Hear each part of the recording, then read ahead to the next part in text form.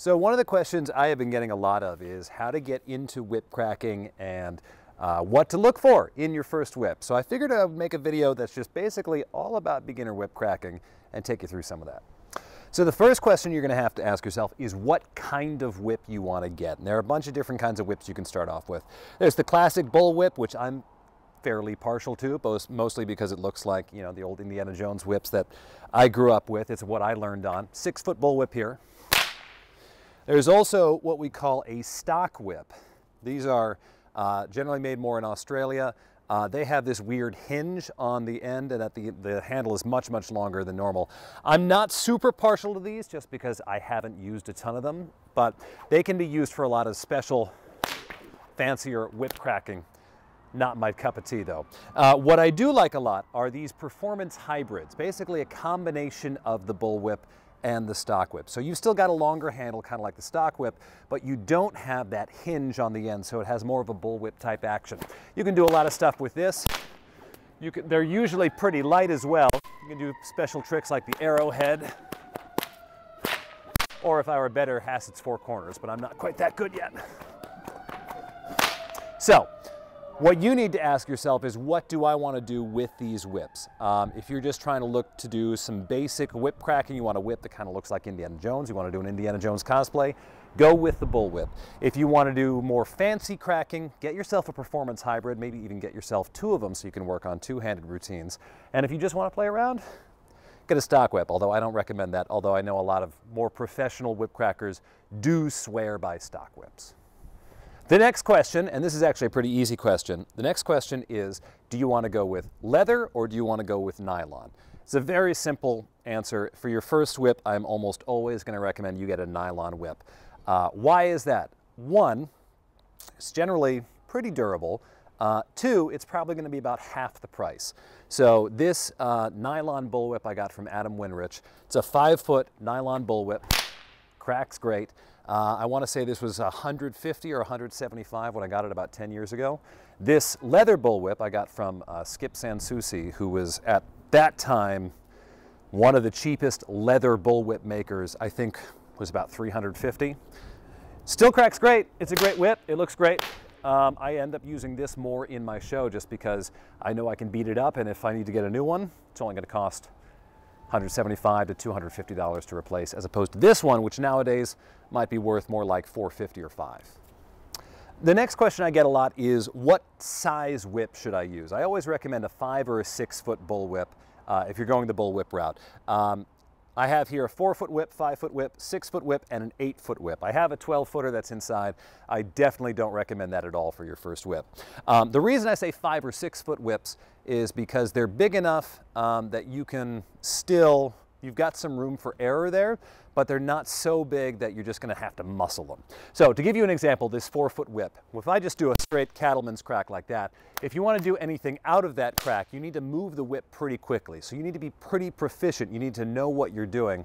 And there's a much better chance that you're going to mess up, hit yourself on the side, something like that.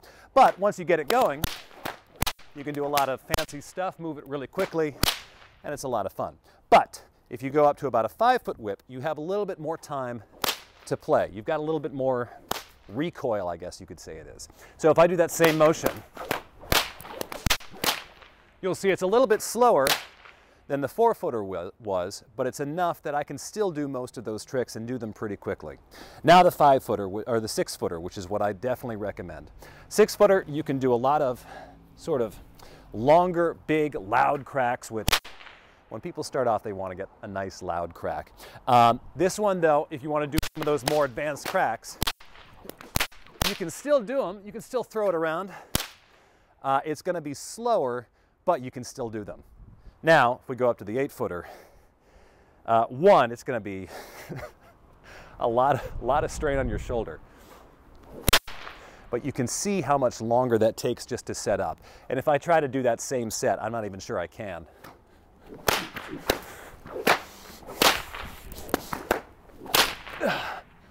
Yeah, you can't toss that in the air.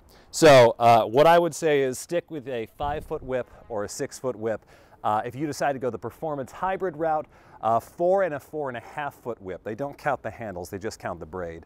4 and a 4.5 foot for a performance hybrid, 5 or a 6 foot for a bullwhip. Now let's talk safety, and it's pretty straightforward. First thing is first, I always say when you're cracking whips, wear pants. Wear heavy jeans if you can, wear boots if you got them. The biggest thing that I found when I first started cracking whips was getting myself on the back of the leg as the whip would swing forward.